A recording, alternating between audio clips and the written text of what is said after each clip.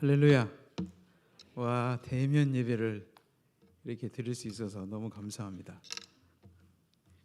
이게 1년 만입니다. 1년 만. 저희도 지금 대면 예배 못 드리고 있는데 제대로. 오늘 할 말은 많고요.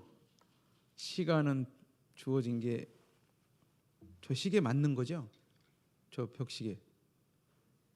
네. 제가 러시아에서 한국에 나올 때 무슨 뭐 게이트를 통과하는 것처럼 공항을 3번을 통과해야 됐었어요. 공항을 3번을 통과해야 되는데 만약에 한 번이라도 36.5도가 나오면 못 나와요. 비행기를 못 타요. 완전히 제 아내하고 저 초긴장 상태. 잠도 한숨도 못 잤어요. 출발하는 날. 왜냐면 이제 블라디보스톡에서 이제 비행기를 탈 때도 어떤 분이 온도가 올라간 거예요. 못 탔어요, 비행기를. 또 한 분은 PCR 검사라 그래가지고 음성 확인서를 챙겨야 되는데 그걸 못 챙겼습니다. PCR 검사 음성, 코로나 음성이다라는 그 영문으로 된 거를 갖고 있어야 돼요. 그거를 근데 챙기질 못한 거예요. 왜냐면 너무 늦게 그게 법안이 발동이 돼가지고 러시아는요 오늘 발동하고 내일부터 시작이에요. 이상한 나라입니다. 아무튼 지들 마음대로 해요. 그 행정이. 그러니까 외국인들은 죽어 아주. 그래서 그런 일들이 비일비재하기 때문에 뭐 그러려니 하고 살고 있지만 그러니까 대한민국이 좋은 나라입니다. 여러분은 감사하셔야 돼요. 대한민국은 그런 행정 면에서는 참 선진국이라고 생각이 됩니다. 그래서 이제 블라디보스톡에서 못 하시니까 어떤 일이 벌어졌냐면 PCR 검사를 안 했기 때문에 비행기를 못 타고 일주일 뒤에 비행기를 타야 돼요.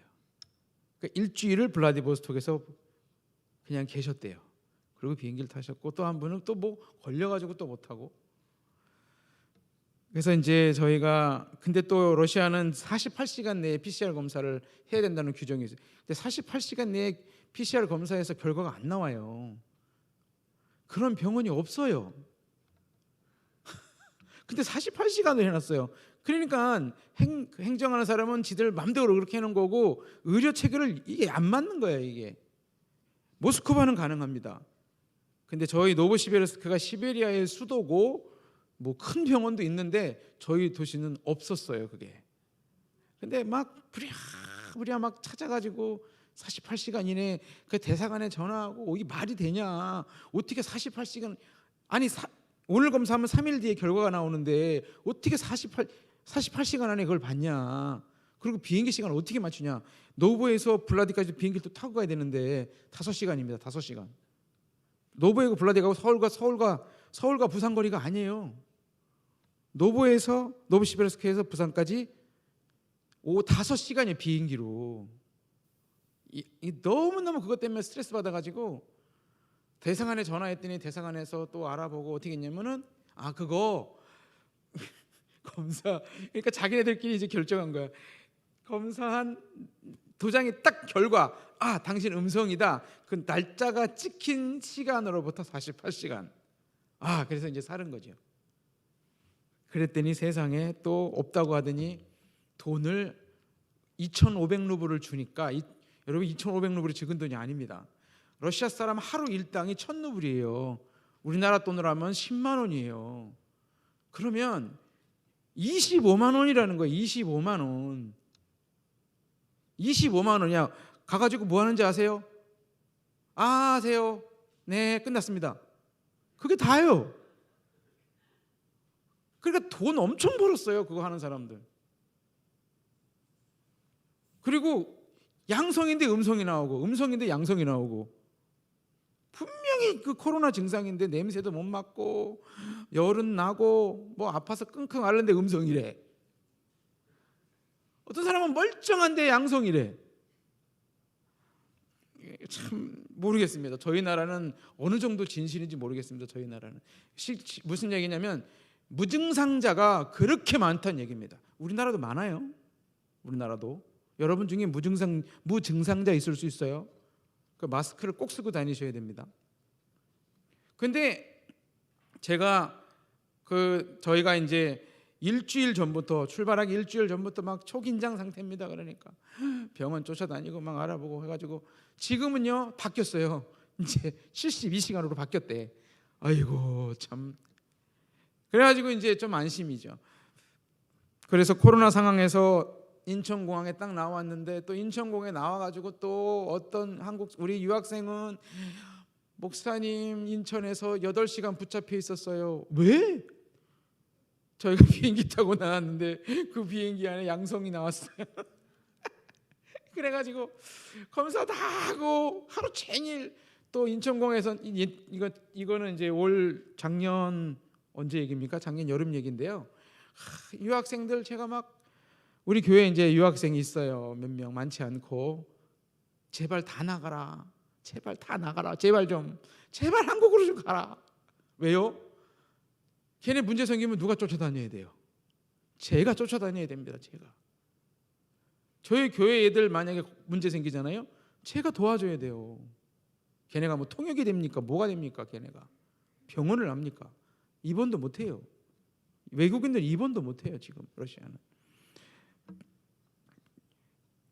여기 올라오면서 뭘 얘기를 해야 될까요? 많은 고민을 했습니다. 일주일 동안.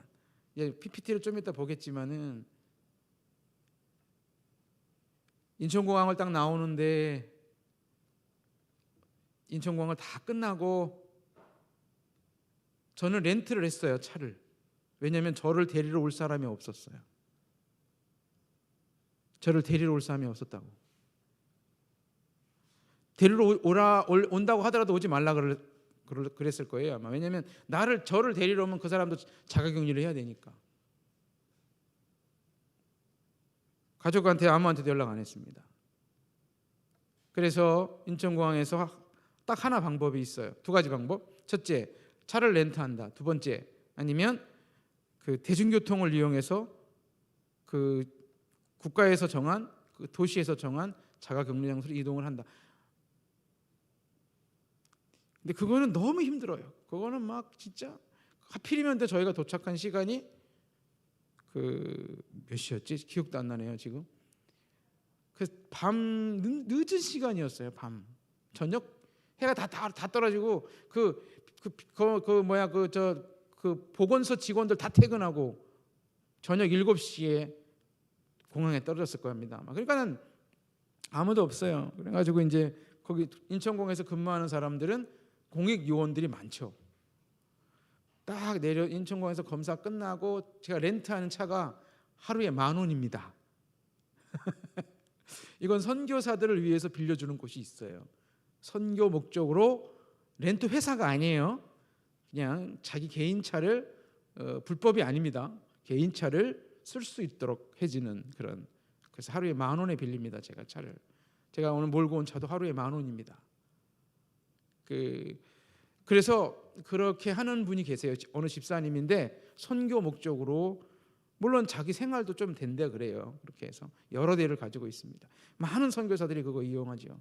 너무 좋죠. 어떤 차는 진짜 완전히 폐차 직전의 차도 있어요. 10,000원이니까 폐차 직전의 차.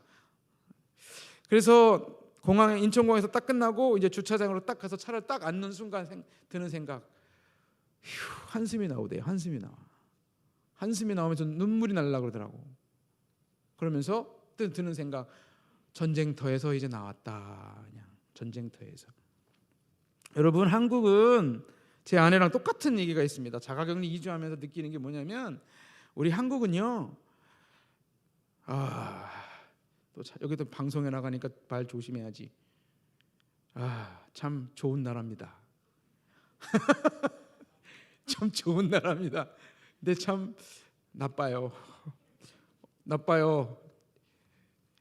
왜요?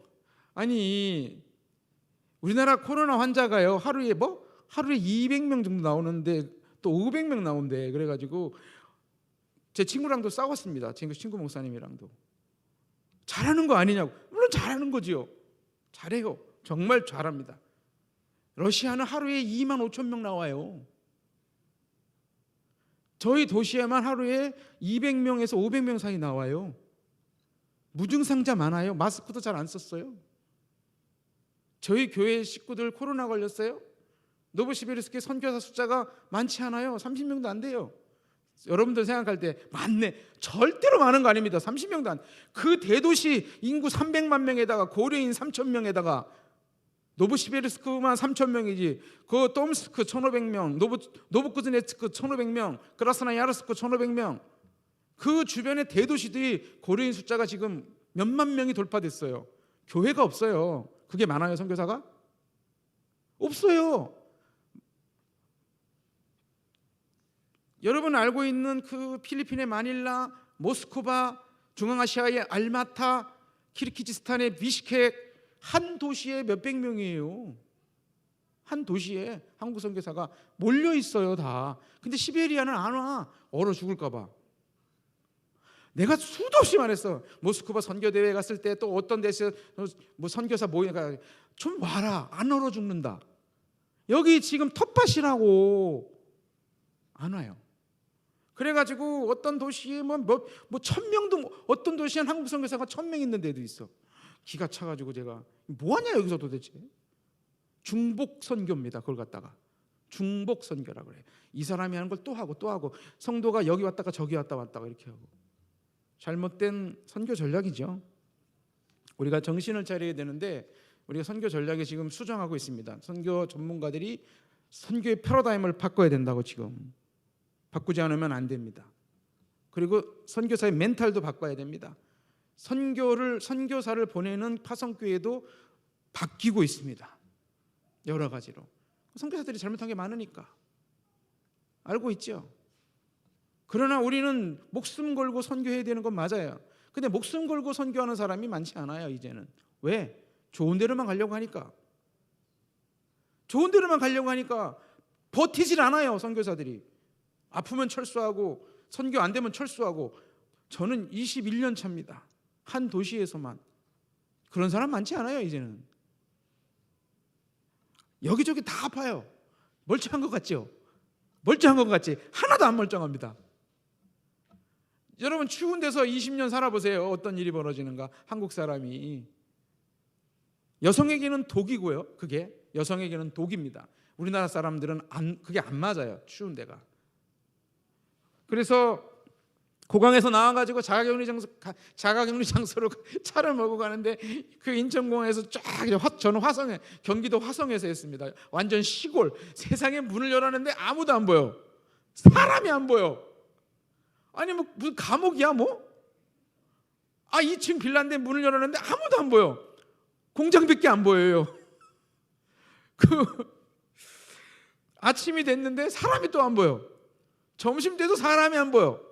내가 GMS 본부에 전화했어요. 아니 도대체 여기 어디예요? 그랬더니 선교사님 거기 공장지대입니다. 아니 물류센터입니다. 그래. 물류센터는 사람이 없죠. 거의 물건만 보관하는 곳이지. 근데 이제 저희 GMS 본부에서 우리 GMS 선교사 숫자가 2,500명인데 2,500명 중에 800명이 나왔답니다. 작년에 800명 가까이 나온 거예요. 저는 안 나왔죠. 버텼죠. 저는 버틴다기보다도 글쎄 나올 필요가 없다고 생각을 했어요. 버텨야 된다고 생각을 했어요. 선교사가 선교지를 떠나면 어떡합니까? 코로나 때문에. 그 선교사다. 물론 다른 선교사님은 어쩔 수 없이 내보냈기 때문에 나온 분도 있고요. 어쩔 수 없이 여러 가지 상황 때문에 또 코로나 걸려가지고 나온 분도 있고요. 심각한 지역이 있습니다. 검사도 안 되고 병원도 없고 아프리카 같은 경우에 나와야 돼요. 이거는 이제 그래서 이제 자가격리 장소를 이동하면서도 그렇고 전쟁터. 왜 러시아가 전쟁터였냐면 작년에 3월 30일부로 작년에 제가 기억을 합니다. 왜 기억을 하냐면은 제가 다 갖고 있어요 지금. 그때 저희 교회에서 일어났던 일들을 다 적어놨어요.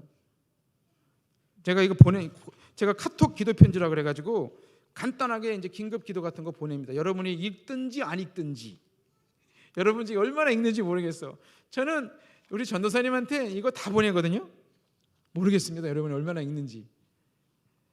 이런 심각한 상황에서 러시아 모스크바는요 1월 달부터 비상이 떨어졌었어요. 1월 달부터. 작년 1월 달부터. 비상이 떨어졌고요. 저희 노보시비르스크는 멀쩡했어요. 문제가 없었어요, 별로. 그러다가 2월 달부터 서서히 이제 문제가 터지기 시작합니다. 그러면서 교회들이 자체적으로 예배를 안 드리기 시작했어요. 저희 교회는 그냥 드렸습니다. 버텼어요. 분위기가 막 그런데도 버텼습니다. 3월 달도 버텼어요. 저희 뭐 작년에 제가 1월 우리 저기 구정이란 말 쓰면 안 되지. 민속의 날 행사 대대적으로 했단 말이에요. 작년에 우리 교회 애들 다 한복 입혔어요. 다 입고 싶은 애들 다 입혔어요. 한복이 부족했어요. 근데 이번에 한복을 또 한 박스 받았습니다. 혹시 여러분 한복 안 입는 거 있으면 버리지 말고 달라고 하니까 에덴교회는 한 명도 준 분이 없대. 관심 좀 가져주세요. 한복 안 입는 거 모아가지고 저 주세요. 안 빨아도 돼요. 이거 뭐 할 건지 아세요? 한복을 얼마나 좋아하는지 러시아 사람들이 한복 입으려고 우리 교회 왔다니까?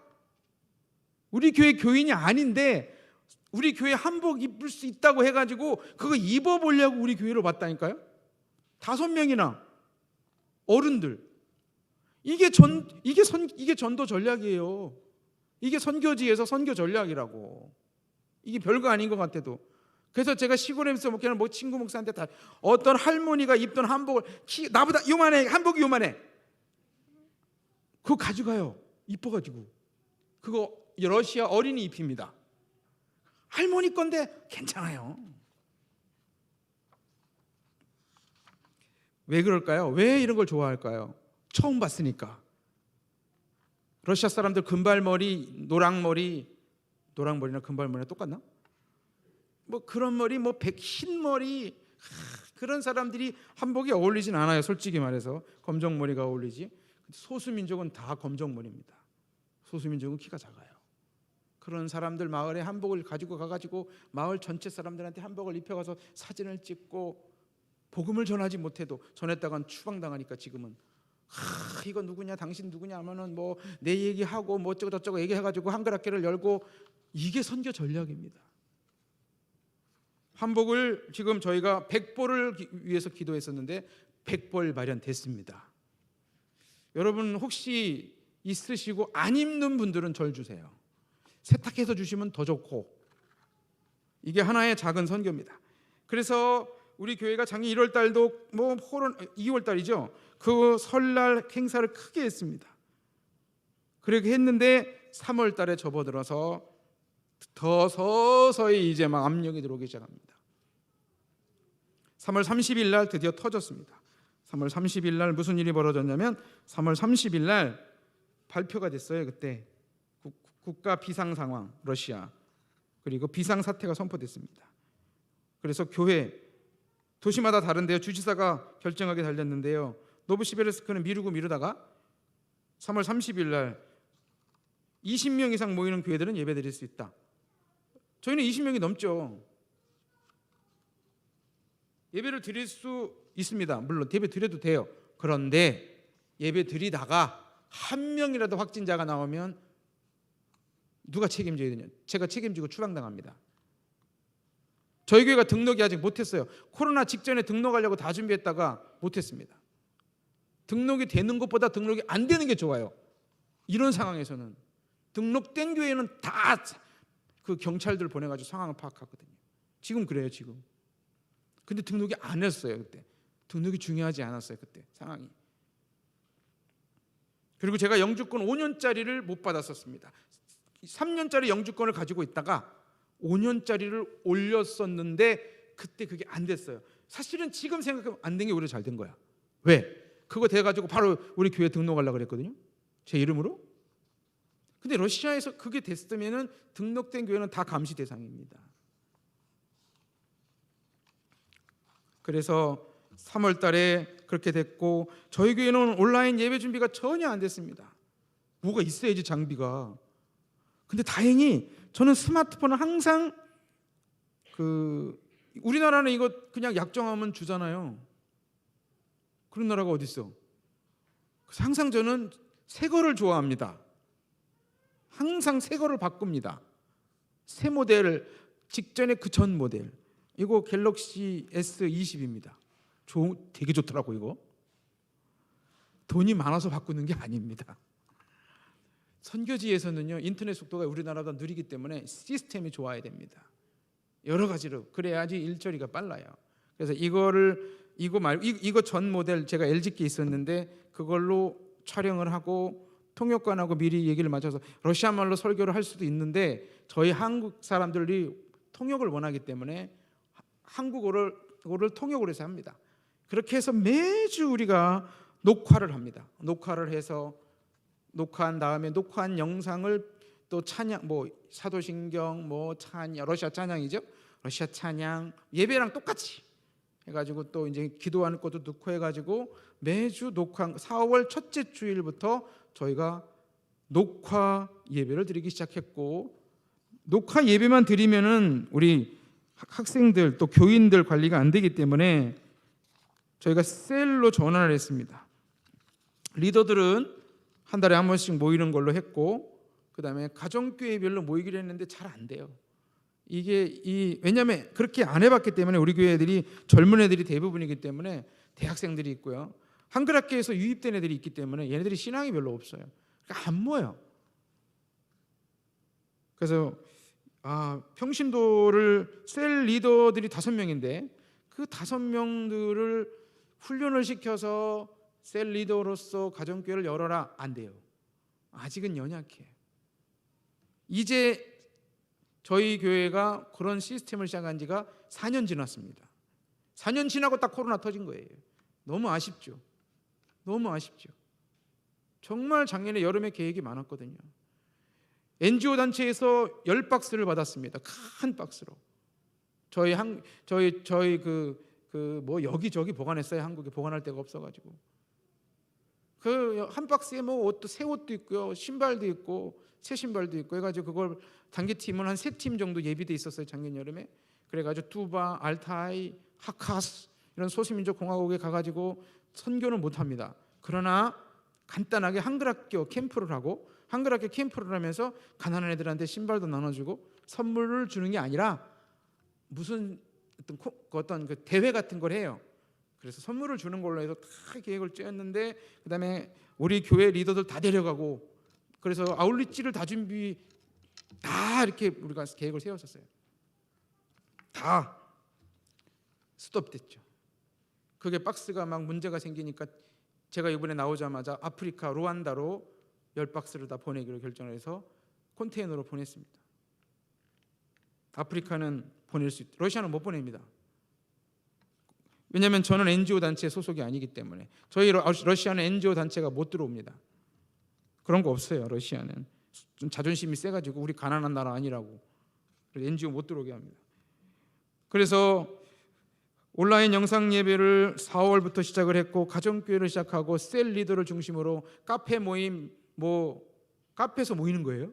아주 안 모이니까, 가정교회를 안 모이니까 카페에서 모여가지고 재정 지원해주고, 부족하면 니네가 돈 내, 그래가지고 돈 내라 그러고, 그런 식으로 해가지고 카페 모임하고 구제 사역을 해가지고 여기저기 옷 다 모아가지고 한 5박스 정도로, 큰 박스로 5박스를, 우즈베키스탄에서 노동자로 온 사람들이 수백 명까지는 제가 그때 알고는 100여 명 가까이 된 걸로 알고 있는데, 제 기도 편지에 썼는데 5월 달이었습니다. 작년 5월 달에 이 사람들이 노동하러 왔다가 노동비자로 1년짜리로 왔는데 코로나가 터져버렸어요.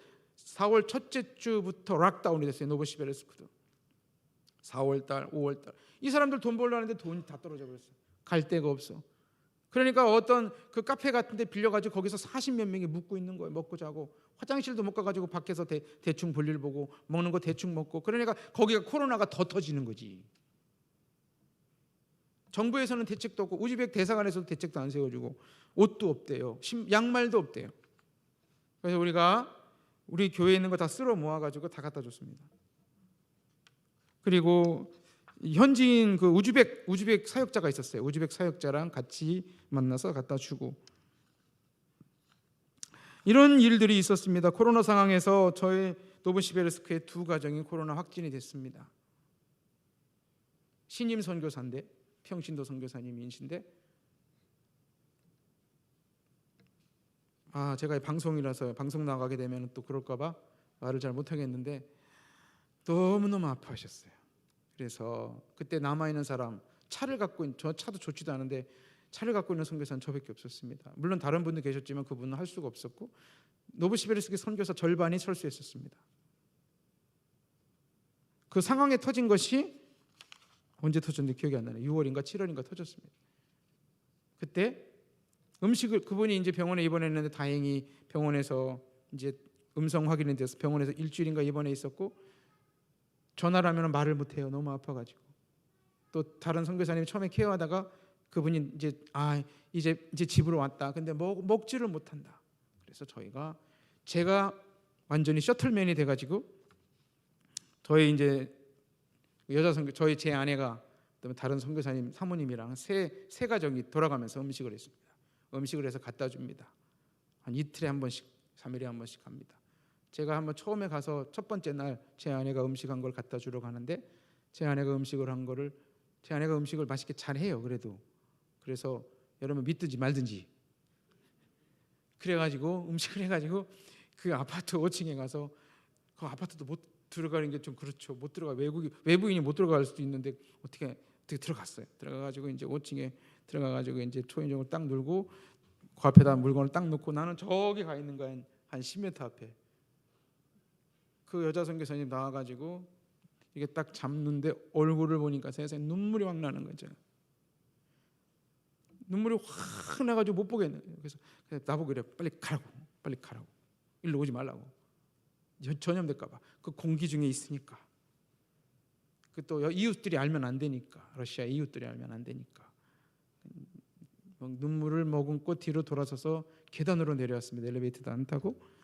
그것이 지금도 눈에 선합니다. 그분은 지금 두 분 다 가정이 다 건강해졌어요. 다 괜찮아요. 물론 폐는 상했습니다. 또 한 분 저희 또 조마리아 선교사님 또 코로나 확진돼 가지고 전화를 했는데 너무너무 아프다고. 이분은 원래 폐결핵으로 죽을 뻔하다가 살아난 분이기 때문에 코로나 걸리면 절대로 안 돼요. 또 우리 사할린에 있는 우리 지역장, GMS 지역장 코로나 확진된 이분 기저질환자입니다. 돌아가실 뻔했어요. 우리 이제 러시아 선교사 중에서 가장 존경받는 선교사 중에 한 사람이에요. 그 우리 박 목사님인데 제가 지금 러시아, 몽골, 유라시아 지역 선교부 행정 코디네이터입니다. 제가 행정 간사입니다. 그리고 그분이 지역장이고 전화가 왔는데 코로나 확진됐다고. 사모님이 먼저 확진이 됐고 목사님이 올 맞고 어디서 올 맞냐? 사모님이 한글학교 강사인데 한글학교를 가르치러 갔다 온 다음에 거기에서 걸려온 것 같다. 몰랐는데 집에 와서 열이 나기 시작했고 그리고 다음 날인가 목사님이 다시 열이 나기 시작하고 목사님 준비하셨답니다. 주님 나라 갈 준비하셨대요. 너무너무 아파서 원래 안 좋으신 분이었기 때문에 콩팥이 없어요. 하나가 폐는 원래 안 좋았고 우리 조마리아 선교사님 폐에 검사했는데 폐 30%가 상했습니다. 숨을 쉬기 힘들어하십니다. 계단을 올라가기 힘들어하세요. 그러니까 기저질환자들이 그렇게 걸리면 힘들어요. 기저질환자들이 그 기저질환자들이 잘 걸려요. 근데 젊은 사람은 걸려도 다 나. 좀 이따 보여주겠지만 참 이해가 안 됩니다. 그러니까 이렇게 정책을 펴는 게 이해가 안 돼요. 러시아는 그렇게 안 해요. 지금 락다운 없어요. 러시아는 지난 9월 17일부로 푸틴 대통령이 대통령 발표를 했어요. 저희 더 이상 안 한다고. 그때부터 쫙 풀어놨습니다. 지금 외국인들만 잘 못 들어가요. 외국에서 들어오는 사람만 닫아야 지금. 우리나라는 거꾸로죠. 외국에서 들어오는 사람 다 받죠. 자가격리만 하면 된다 그러죠. 우리나라는 뭐가 잘하는 걸까요?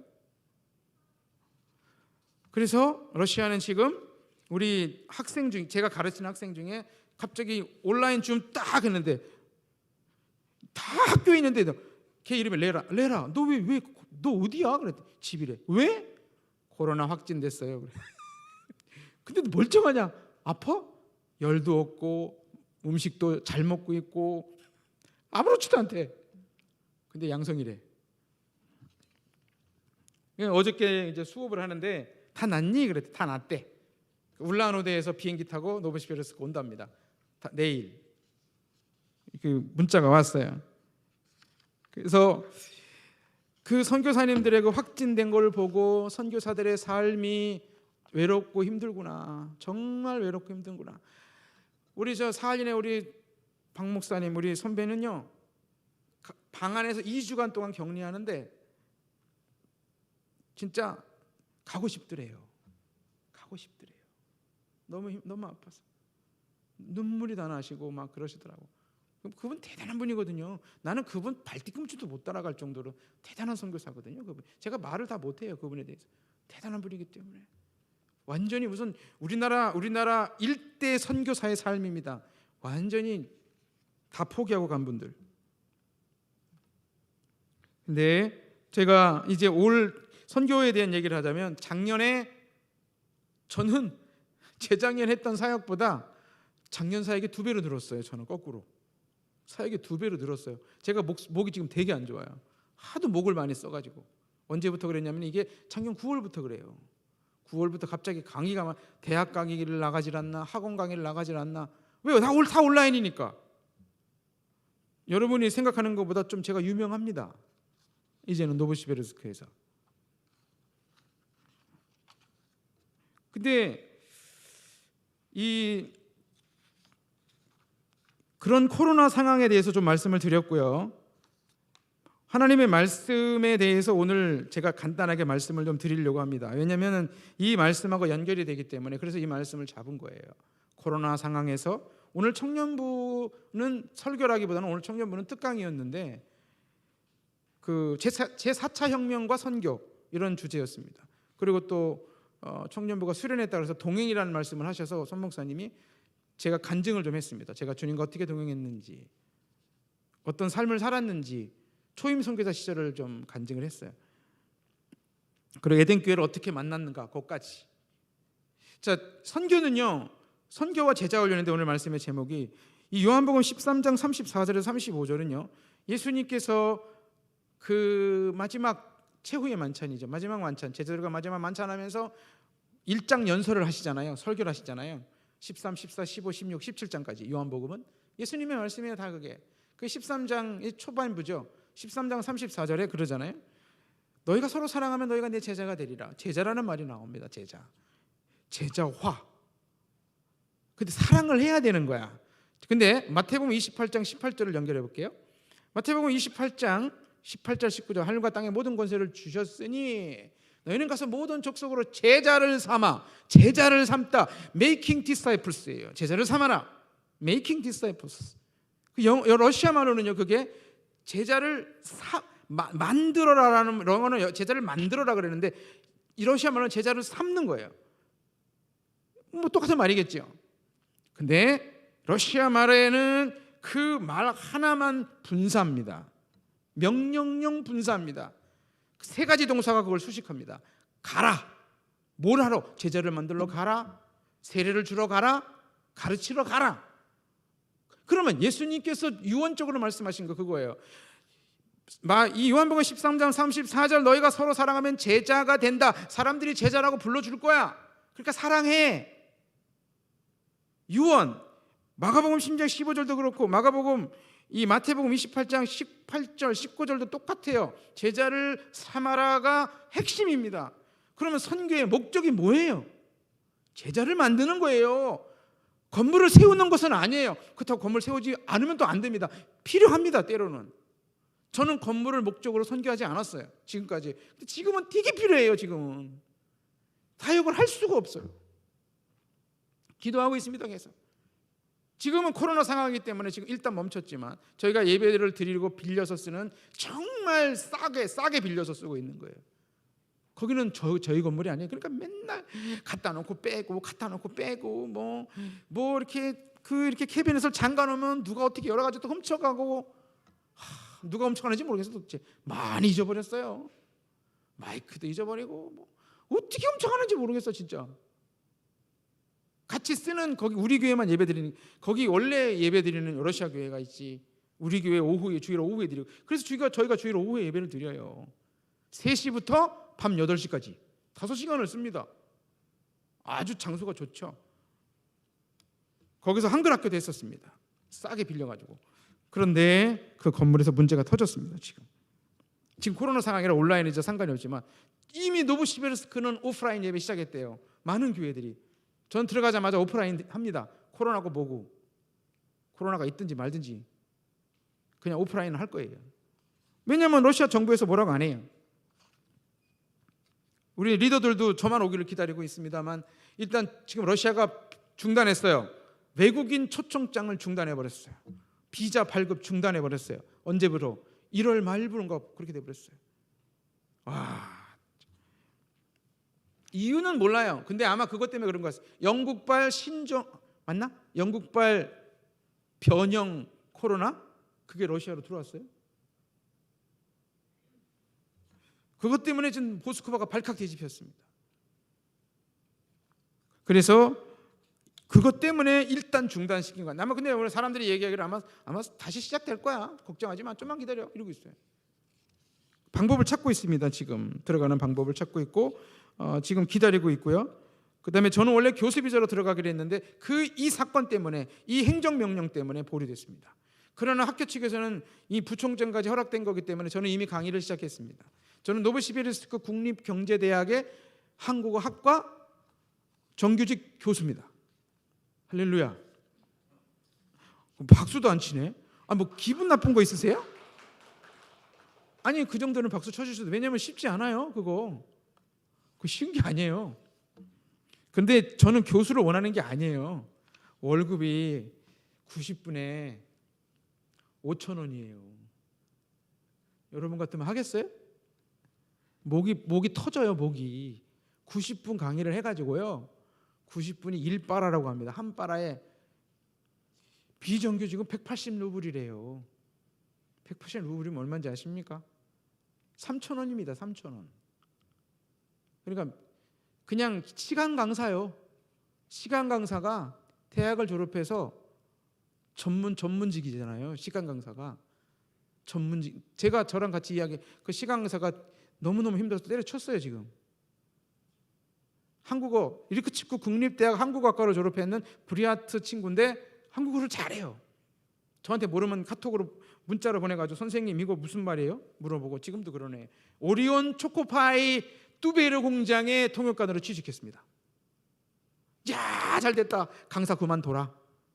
당장 때려치더라고. 한 달에 150만 원 법니다. 뚜베르 공장에 들어가면 러시아애가 150만 원이면 최고의 최고. 최고의 직장이에요. 러시아에서는. 오리온 초코파이, 롯데 호텔 직원, 한국계 회사 현대자동차 통역관으로 들어갔다. 연봉이 얼마인지 아세요? 러시아 사람인데? 제 제자가 상트페테르부르크 현대자동차 노브 출신 한국 유학생 음악하다가 그만두고 상트페테르부르크에 외국어 대학 4년제 들어가가지고 거기 졸업하고 현대자동차 통역관이 됐습니다. 걔가 한 달 연봉이 몇 천만 원이래요. 한국인데 토요일 일요일 다 놀고 러시아 말 그렇게 잘하는 것도 아닌데. 그래서 저희가 그런 상황 속에서 이 말씀을 하다가 좀 딴지로 빠졌습니다만 마무리를 지을게요. 그래서 제자를 삼는 것이 굉장히 어렵습니다. 특히 선교지는 요즘에 한국만 그런 게 아니라 전 세계가 반기독교 문화가 확산되고 있어요. 그 다음에 무슬림의 전략 엄청납니다. 무슬림의 전략이 러시아, 대한민국 아주 밥이에요. 지금 대한민국 밥이라고. 정부의 정책이 또 무슬림 끌어들이는 거잖아. 무슨 몇 명 되지도 않는데 기도실 만들어주고 말이야. 기독교 기도실 만든다 그러고 난리가 나지. 근데 왜 그 사람들 기도실을 만들어줘요? 인천공항에 기도실 이미 만들었어요. 그렇게 여론이 반대하는데도. 참 이해가 안 돼요. 진짜. 지금 여러분 중동, 이라크, 이란 회교 원리주의자들이 학생 비자를 가장한 무슬림 포교자들이 우리나라에 이미 엄청나게 많이 들어와 있습니다. 총각인 척하고 결혼한 놈이 여자들을 많이 타켓으로 삼습니다. 여자들이 단순하니까. 결혼해서 알고 봤더니 이미 결혼한 놈이었고, 그런 사람이 한두 명이 아니에요. 조심하셔야 됩니다. 잘생겼잖아요. 페르시아계 무슬림들은요, 눈이 부리부리하고 막 키는 크고, 뭐 제가 봐도 잘생겼어. 와, 멋있어요. 무슬림 선교사입니다. 그런 사람 많아요. 그래서 선교라는 것을, 우리 옛날에는요, 언어가 다르고 문화가 다른 곳을 선교사라고 그랬습니다. 그런데 대한민국 내에 가는 것은 뭐 섬이나 농촌은 선교라 그랬죠. 농촌 선교, 섬 선교. 그러나 거기 가는 분들을 보고 선교사라고 말하진 않았어요. 지금은 다릅니다. 지금은 이 구글 번역기가 이미 굉장히 잘 많이 맞습니다. 이제는 모르겠어요. 정확히 몇 퍼센트나 잘 맞는지. 제가 보기에는 아까 제가 잘못 말한 거, 청년 잘못 말했는데 60~70%가 맞는 것 같아요. 저도 급할 때는 번역기를 씁니다. 왜냐하면 러시아 타자가 제가 늦어가지고 빨리빨리 쳐야 되는데 한국말로 다다다닥 쳐가지고 번역기 딱 눌러가지고 딱 확인해보고 맞았다 그러면 그냥 보내버려요. 왜냐하면 이 러시아 애들은 다다다닥 쳐서 나한테 문자를 보내. 저기 목사님 이거 어떻게 할까요? 언제 모일까요? 줄게 이런 문제가 얘가 있는데 어떻게 할까요? 아, 이걸 읽었는데 이거 빨리 내가 답을 보내야 되는데 답을 기다리고 얘는 답답해 죽을 거 아니에요. 그럴 때는 내가 이제 여러 한국말로 타자를, 오늘도 막 그래서 막 급하게 막 타자 쳐가지고 보내고 그런 건데, 선교는요, 지금은요, 제가 온라인을 해보니까 막 처음에는 작년에 4월달 5월달 온라인 줌으로 막 강의를 하는데 미치겠는 거야. 막 죽겠는 거야. 해봤어야지, 이거 뭐 온라인 줌도 해봤어야지. 그러니까 막 공부하다가 또 틀리고 갑자기 나가버리고 막 신경질 나고 짜증나고, 이게 뭐 하는 짓인지 모르겠다고. 이거 목소리 이렇게 소리를 조그맣게 하면 안 들린다 그러면 하다가 보면 올라가. 아니 그게 아니고 목소리가 올라가요. 안 그럴 것 같지? 해봐요. 신경질 나고 짜증나지. 앞에는 얼굴도 보지도 않아. 얼굴을 쳐다보는 척하면서 밑에서 딴짓하고 앉았고, 대답 이렇게 막 말시키거나, 내가 언어가, 이거 우리가 아까 6명이 공부한다고 칩시다. 그러면 야 레라 너 내가 질문할게, 오늘 며칠이야? 그러면 네 그러면 지 순서 이제 안 올 거 아니야. 그러면 5번째니까 지 순서는 딴 거 하고 앉았어요. 얼마나 열받아요. 저 딴 거 하고 앉았네. 저거 다 보여요. 온라인으로 해도. 그래서 제가 랜덤으로 지금은 시킵니다. 순서대로 안 시켜. 랜덤으로 시켜. 이렇게 막 시켜버려. 그냥 질문을. 요령이 생긴 거지. 지금은 요령이 생겼어요. 그때는 안 그랬어요. 그때는 막 화나고 짜증나고 목 아프고 1시간 강의하는데 막 오프라인으로 한 10시간 하는 것 같아. 1시간이 얼마나 긴지 너무 목이 아픈 거예요. 그러니까 쏠 그러지 말고 미로 낮추래. 안녕하세요. 그러니까 안녕하세요. 이게 낮추래. 그게 안 돼요. 처음에는. 그러다가 지금은 뭐 블루투스 사가지고 이제 듣고, 지금은 좀 요령이 생겼습니다만 너무너무 힘들었습니다. 그래가지고 이거 내가 무슨 뭐 한다고 그래. 선교죠. 뭐래요. 돈 벌려고 하는 것도 아니고. 내가 학원 강의 가서 뭐 합니까? 근데 학원 강의를 가봤더니 세상에 얼마나 애들이 이쁜지. 얼굴이 이쁘다는 게 아닙니다. 몸이 날씬하다는 얘기가 아니에요. 러시아 8학년, 우리나라 중2예요. 중2 이 애들이 한국어를 배우러 오는 거야. 중2 애들이 얼마나 애들이 막 수다 떨고 막 공부 시간에 너무너무 이쁜 애들이에요. 전도는 하는 게 아닙니다. 그들하고 계속 제가 강의하면서 2년 3년 지나봐요. 얘들이 지금 저 기다리고 있어요. 선생님 언제 오세요? 온라인으로 하자. 근데 부모가 반대해서 온라인으로 못하고 있어요. 학원 강의. 그 다음에 돈이 많이 들면 아깝다 이거지. 아까운 거 아닌데. 근데 그렇게 해서 제자를 삼고 하는데, 지금은 선교가요, 지금은 온라인 선교 시대입니다. 해보니까 제가 정확히 말하면 3, 4, 5, 6, 7, 8, 9, 10, 11, 12 10개월 지났잖아요. 온라인을 한 지가. 물론 저희 한글 학교는 작년 9월에 열었어요. 그래서 2달은 했어요. 오프라인으로. 근데 다시 11월 달에 세상에 한 달에 하루에 코로나 환자가 3만 명 가까이 가는 거예요. 모스크바에서 푸틴이 안 한다 그러다가 락다운은 안 하겠다. 그러나 주별로 알아서 해라. 락다운은 안 시키겠다. 알아서 해라. 개인 방역에 신경 써라. 이렇게 이제 행정명령이 내렸어요. 그러니까 어떤 데는 닫고 어떤 데는 어떻게. 그래서 저는 내가 외국이니까 외국인이 아닌 강사들은 그냥 해, 오프라인으로. 저는 도저히 안 되겠는 거예요. 위험해가지고. 추방 위험이 있기 때문에 안 되겠다 싶어서 제가 저기를 했습니다. 제가 우리 온라인으로 하자 해서 애들 동의를 얻고 온라인으로 시작을 했었습니다. 작년 11월 때 한글학교도 온라인으로 하고, 그다음에 학원도 온라인으로 하고, 그다음에 정말 저한테 그렇게 원했던 대학교 강의를 왜 하는지 아십니까? 여러분, 청년 선교를 어떻게 할 거예요? 러시아 청년들이 지금 교회 안 와요? 없어요? 아까도 얘기했지만 러시아 인구가 1억 5천만인데 1억 5천만 인구 중에 마약 중독, 알코올 중독, 무슨 중독 해가지고 중독자가 러시아 인구의 1,000만 명입니다. 중독자가 1,000만 명, 지금 더 많아. 코로나 이후로 더 많아요. 몇 명인지도 몰라요. 통계도 안 나와. 얼마나 많은지. 그 사람들은 이 중독센터에 가보면 여기에 칼이 거져 있고 여기에 문신 있고 눈은 완전히 여러분 마약 중독자 본 적 있어요? 눈이 완전히 맛이 갔어. 그런 사람들이 살기 위해서, 마약에서 벗어나기 위해서 그 중독센터 갑니다. 그 중독센터 누가 운영하는지 개신교 목사들이 합니다. 러시아 목사들이 합니다. 러시아 사역자들이, 러시아 전도사님들이 합니다. 러시아가 마약 중독자였는데 하나님 만나서 변화돼서 내가 너무 알기 때문에 어떻게 벗어날 수 있는지 알기 때문에 자기가 헌신하는 거예요. 그래서 1년차 신학교를 졸업하고 중독센터의 리더가 됩니다. 보통 30명 정도 됩니다. 어떤 도움을 빌려가지고요. 근데 노보시비르스크 1,000명 모이는 교회가 있는데 1,000명 모이는 교회의 90%가 마약 중독자입니다. 900명. 멀쩡한 사람은 100명 정도도 안 된대요. 그런데 그 사람들이 거기서 제가 들은 얘기로는 그 센터가 200개가 넘는 거예요. 200개. 근데 국가가 지원해줘요. 푸틴 대통령 오직하면은 러시아 정교회 신부들은 그런 일 안 하는데 거룩만 따지는데 개신교 목회자들은, 개신교 사역자들은 감사하다. 우리나라의 그런 중독자들을 케어해줘서 고맙다. 공식적으로 발표를 했어요. 개신교에 고맙다고. 그거 처음이에요. 선교는요, 지금 어떻게 되는지 아십니까? 이 온라인 시대의 선교는요, 이제는 선교의 전방이 없어집니다. 앞으로.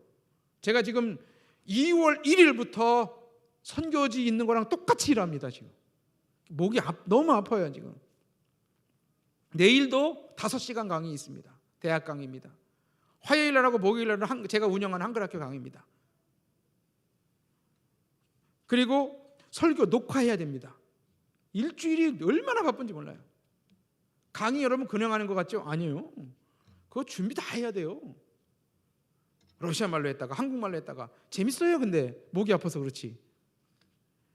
그래서 작년에 했던 사역들을 쭉 이제 그림을 보고 말씀을 드리겠습니다만, 온라인 시대의 선교는 우리가 계속 그런 세미나가 있는데 이제는 선교의 전방이 없습니다. 따라서 내가 갖고 있는 재능이 뭔가 있다면 유튜브 채널을 개설해야 해요. 유튜브 채널을 개설해서 거기다가 선교할 수 있습니다. 제가 피아노를 잘 친다, 피아노 칠 수 있습니다. 악기를 다룰 수 있다, 뭐 어떤 활동을 잘한다, 그런 거, 종이접기를 잘한다. 지금 그다음에 여러분 러시아에 지금 한류 열풍이 끝난 것 같죠? 아니에요. 코로나 때문에 더 커졌어요. 지금 더 커졌다고. 노보시비르스키 한국어학과가 있는 곳이 노보시비르스크 국립대학. 제가 4년 일했다 그랬죠?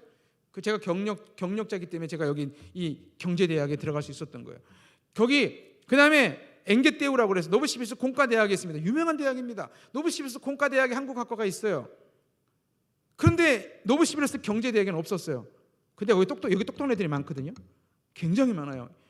중국어학과, 일본어학과만 셌었어요. 근데 한국학과가 없었어요. 제가 옛날에도 거기 학과장을 만나가지고 왜 니네 학교는 안 하냐 그랬더니 원하지 않는다. 누가? 자기네들이, 교수들이, 언어학 교수들이 원하지 않는데. 그러다가 재작년에 생겼습니다. 재작년 9월에 드디어 생겼고, 강사가 없었어요. 제대로 된 강사가 작년에도 없었습니다. 작년 10월 달에 제가 우리 팀 선교사님이 귀국을 하는 바람에 그 선교사님 대신에 제가 서류를 냈어요. 통과가 됐고 원한다. 그리고 제가 교수들이 보통 이렇게 정식으로 교수가 되려면 석사학위가 있어요. 저는 신학 대학원이기 때문에 신학이잖아요. 원래 안 돼요. 근데 이 학교에서 너무나 교수가 필요하기 때문에 그 서류랑 엥게우 국립대학 4년 강사, 그때도 정규직 강사였어요. 그 정규직 강사였다는 거, 그 서류를 보고 통과가 된 겁니다. 그래서 일단은 온라인으로 지금 강의를 해달라 해가지고 시작이 됐고, 이게 바로 온라인 시대의 새로운 선교 방향입니다. 선교의 패러다임이 바뀌는 거예요. 한국에 와서도 선교지의 제자들을 케어할 수 있습니다. 온라인 줌으로 리더 성경 공부할 수 있습니다. 온라인 줌으로 소그룹 모임할 수 있습니다. 카페에서 모이는 애들과 같이 연결이 돼서 볼 수 있습니다. 지금 여기 왓츠앱이라는 게 있습니다. 왓츠앱. 러시아에서 우리나라는 카카오인데 러시아는 왓츠앱이라 그래가지고 이 왓츠앱으로 통화도 합니다. 인스타그램으로 화상 통화할 수 있습니다. 얼마나 좋은 시대입니까? 우리는 이 제자와 운동을 제4차 혁명 시대 때의 선교의 방향으로 전환해야 되지 않겠나 싶습니다. 이제 화면을 보여주시고 말씀을 맺겠습니다. 지금 보여주는 그 화면들은 제가 이제 보통 이거 마이크를 제가 이쪽 다 보이시나요? 네. 이거 알타이 이거는 전에 한번 말씀을 드린 시간이 없기 때문에 제가 그냥 아니 여기서 저거 보면 될 것 같아요. 제가 저거 보고 얘기. 다 보이시죠? 제가 있어도. 네.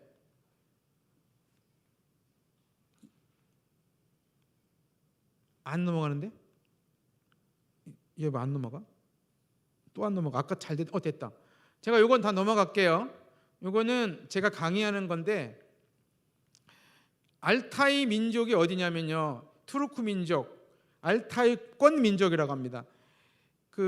이런 지도들이 전부 다 그런 언어, 투르크어가 있어요. 몽골어가 있고 만주 퉁구스어가 있어요. 그리고 대한민국, 일본 이렇게 됩니다.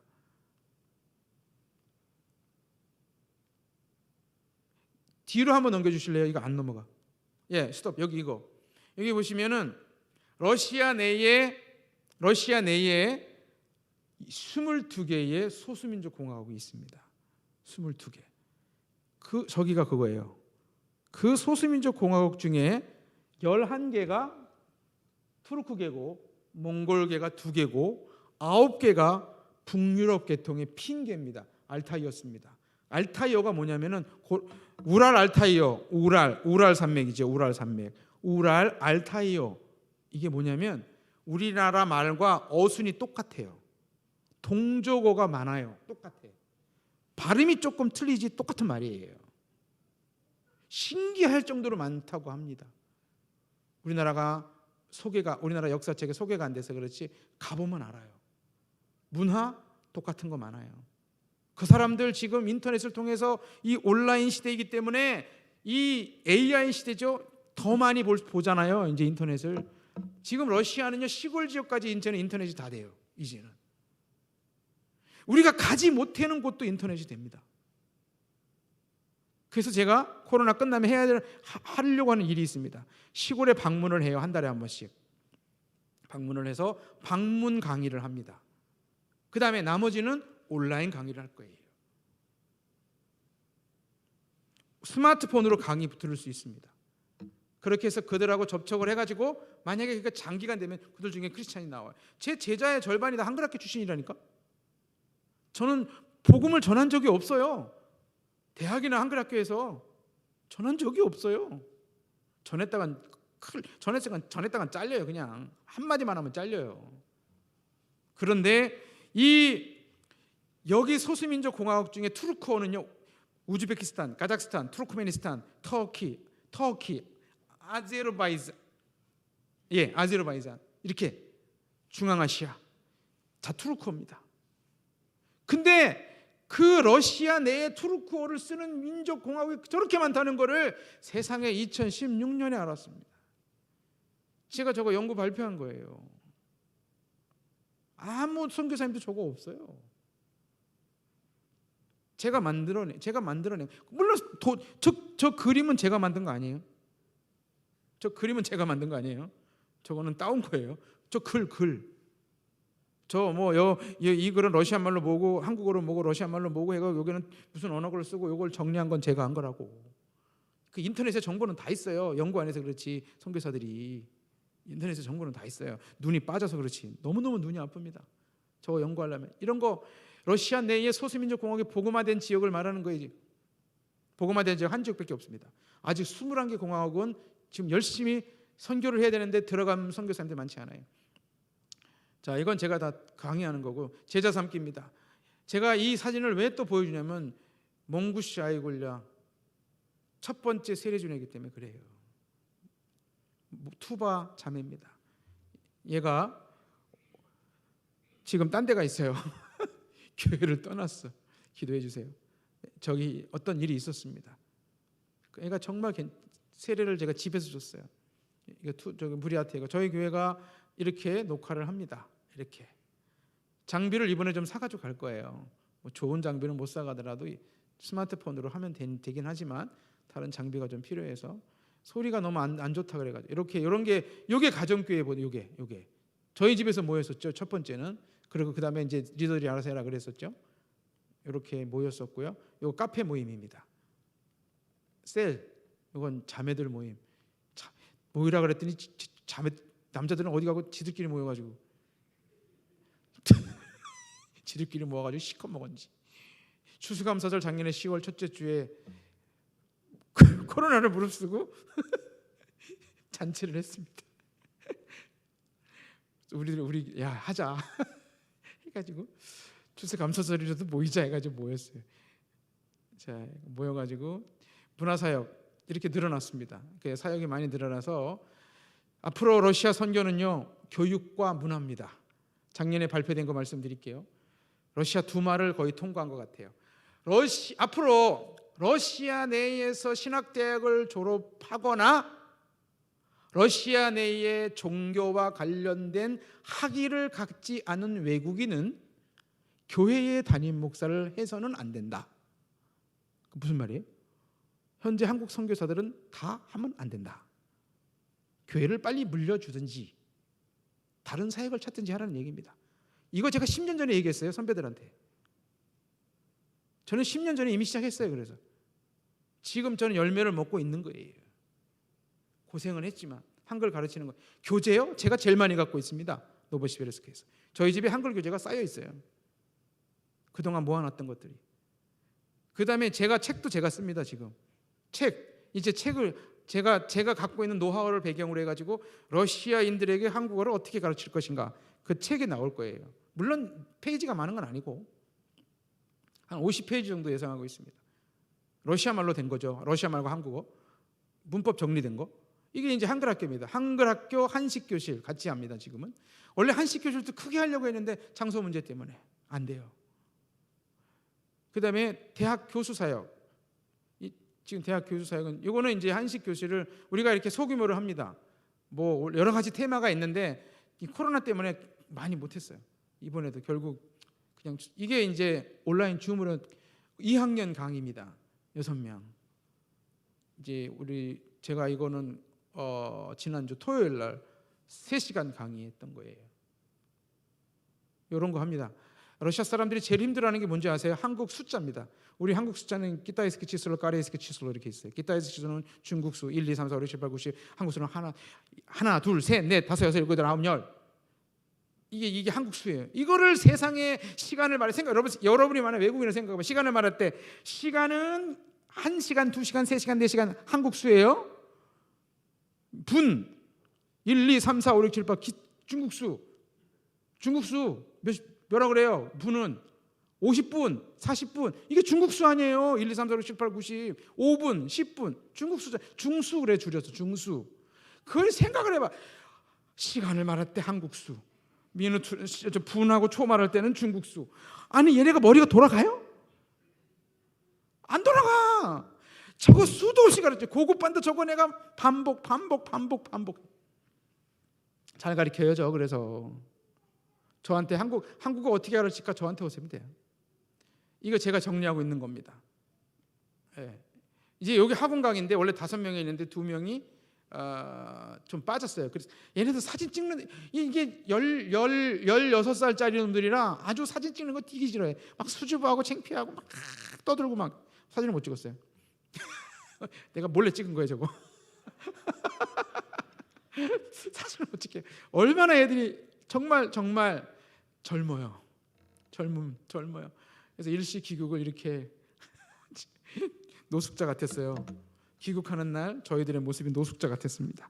결론을 맺겠습니다. 마지막 시대 제4차 혁명 시대 선교. 이제는 선교의 전방과 후방은 없습니다.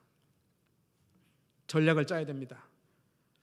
단기 선교 와도 되고 여기서 하셔도 돼. 무슨 말인지 이해 안 되시죠? 예를 들면 사물놀이를 준비했다고 칩시다. 사물놀이를 준비한 걸 가지고 우리 교회에서 한 걸 보여줄 수도 있어요. 물론 유튜브에서도 볼 수 있겠죠. 그거랑은 다르죠. 너희들을 위해서 올려고 하는 사람들이 이렇게 준비하고 있다.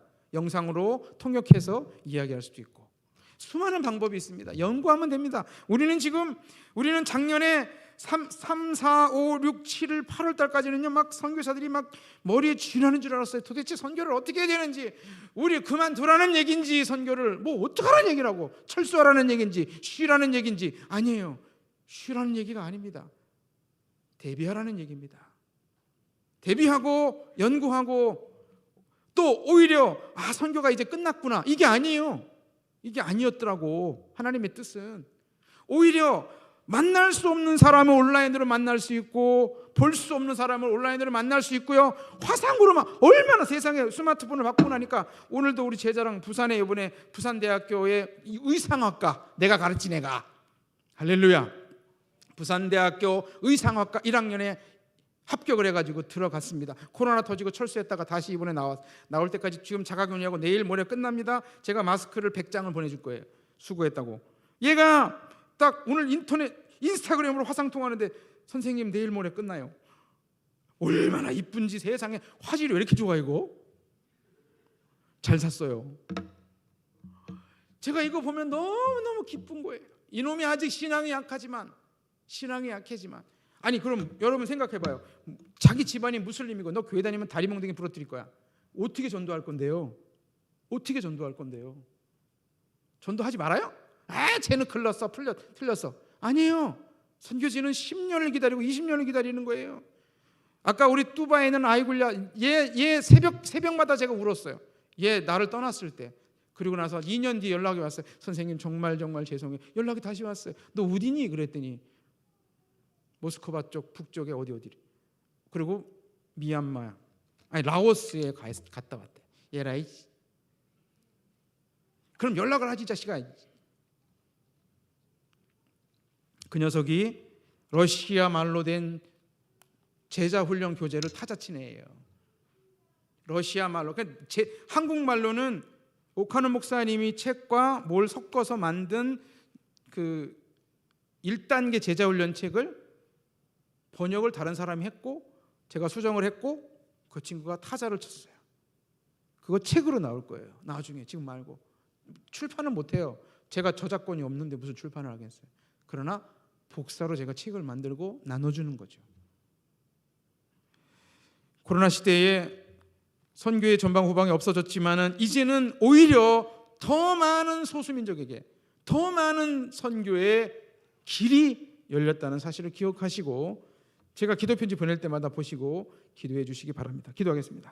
하나님 아버지, 감사합니다. 우리가 마지막 시대에 선교에 참으로 굉장히 중요한 시대에 살고 있는 것 같습니다. 코로나로 인하여서 많은 어려움이 있었지만 이제는 선교의 전방 후방이 없어지고 온라인이라는 정말 좋은 도구가 세계 선교의 마지막을 장식할 줄 믿습니다. 우리 에덴교회 성도님들도 선교의 그런 열정을 가지고 감당할 수 있게 도와주시옵소서. 예수님의 이름으로 기도합니다. 아멘.